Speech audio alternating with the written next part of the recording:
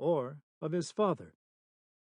So on Saturday afternoon she had closed the library early, and here she was, bound up Hill Street for Deputy Sheriff Link Pierce's office on an unhappy mission. It had to be the county officer, because Northfield's police department was Raleigh Fawcett. Old Raleigh's policing had been limited for a generation to chalking tires along Main and Hill Streets and writing out overtime parking tickets for the $1 fines that paid his salary. There was simply no one in Northfield but Link Pierce to turn to. Susan wasn't happy about that, either. The trouble was, to Link Pierce, she was still the female Peter Pan who used to dig the rock salt out of his bottom when old Mr. Bury caught them in his apples. Lengthening her skirts and having to wear bras hadn't changed Link's attitude one bit. It was as if he were immune to feminine charms. The way he carried on with that overblown Marie Fullerton just before he went into the army, for instance, had been proof enough of that. Link came home quieter, more settled, and he was doing a fine job as Sheriff Howland's deputy in the Northfield district. But he went right back to treating Susan as if they were still swimming raw together in Bury's Creek. She parked the rattletrap in the space reserved for official cars only, and marched into Town Hall with her little jaw set for anything. Link went to work on her right off. "Well, if it isn't Snubby Sue," he chuckled, uncoiling all 6'3" of him from behind his paper-piled desk. "Leave your specs home?" "What specs?" Susan could see the twitch of a squirrel's whisker at 200 yards. "Last time I passed you on the street, you didn't see me at all." "I saw you all right," Susan said coldly, and drew back like a snake. "Link Pierce, if you start chucking me under the chin again—" "Why, Susie," Link said, "I'm just setting you a chair." "Well," Susan sniffed, off guard, "is it possible you're developing some manners?"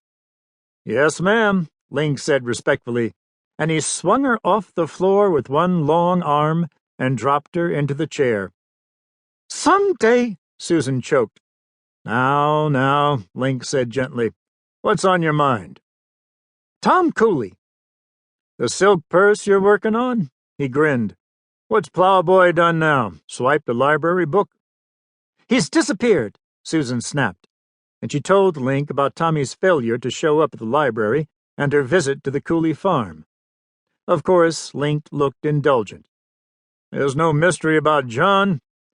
He's been away over a month looking to buy another farm as far from Northfield as he can find.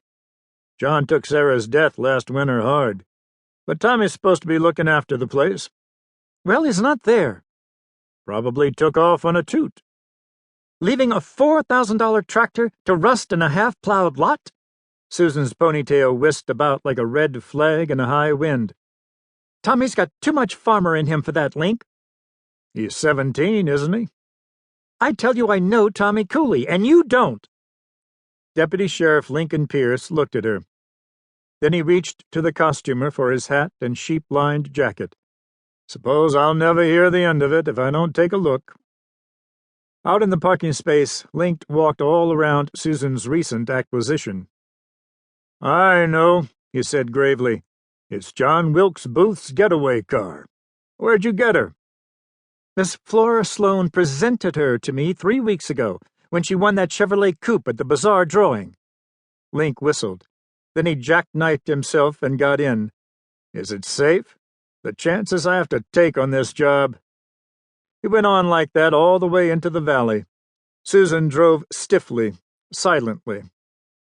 But as they turned into the Cooley yard, Link said in an altogether different kind of voice, "John's home.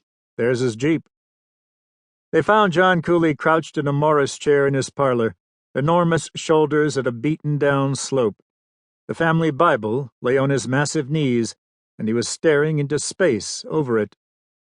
"Hi, John," Link said from the doorway. The farmer's head came about. The bleached gray eyes were dazed. "My boy is gone, Lincoln." The voice that rumbled from his chest had trouble in it, deep trouble. "Just heard, John. Ain't been home for weeks, looks like." He peered through the dimness of the parlor. "Where's Tommy at, Sue Marsh?"